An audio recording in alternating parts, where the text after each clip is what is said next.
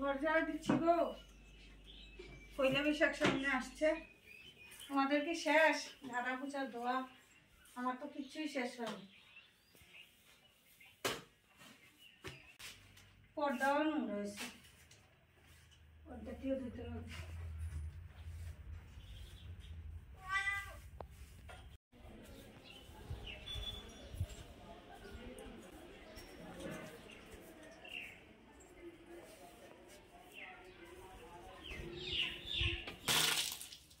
এখন ঘর মুছবো, ধুলা আর ধুলা, যেদিকে পাড়া দেয় এদিকেই ধুলা।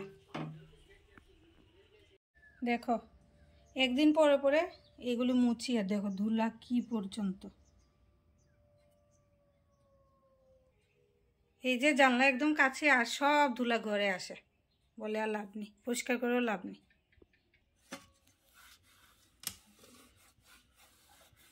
আজকে মুছলাম তো, কালকের দিনটা শুধু, এরপরে আবার ধুলা হয়ে যাবে, ভালো লাগে না গো।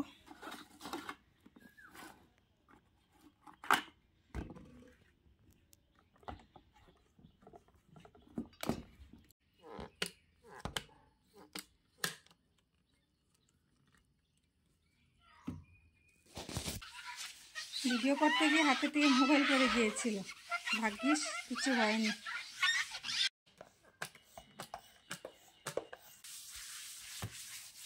আজকে আমার এই সবই কাজ, রান্না টান্না আগের দিন রাত্রে করে ফ্রিজে রেখে দিয়েছি, সকালে এই কাজগুলো করব বলে, কারণ অনেকটাই টাইম লাগে। আর ছেলে আর হাজব্যান্ড তাড়াতাড়ি খেয়ে নেয়, কারণ ডিউটি থাকে আর ছেলের স্কুল থাকে, তো এখন নিশ্চিন্ত মনে এই কাজগুলি করব। সকালে উঠে ভাতটা রান্না করলাম, তরকারিগুলো গরম করলাম, বাস। এদিকে বড় মশাই চলে এসেছে ছেলেকে স্কুলে দিয়ে, আর দেখো সাথে কাকে নিয়ে এসেছি, আমাদের ছোট্ট সোনা। শরীরটা একটু ভালো হয়েছে, আর দুষ্টামি শুরু।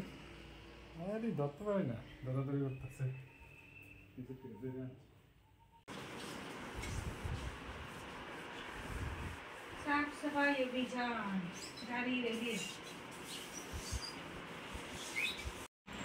এই যে ঠাকুরের ঝুড়িটাও একদিন পরিষ্কার করতে হবে, নোংরা হয়েছে, ধুলা টুলা পরে সব জিনিস। কুশিটাও পরিষ্কার করব একদিন সময় করে, স্নান টান সেরে তারপরে এগুলি করতে হবে।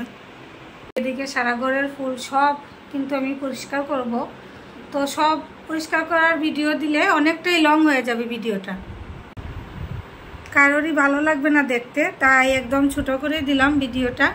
আর তোমাদের কি ঘর দরজা পরিষ্কার করা কমপ্লিট, এটা কিন্তু কমেন্ট করে জানাবে। আর কাপড়গুলি রয়েছে, এগুলি ধুতে হবে গো, অনেক কাজ রয়েছে। তো ভিডিওটা আমি এখানেই শেষ করব, টাটা।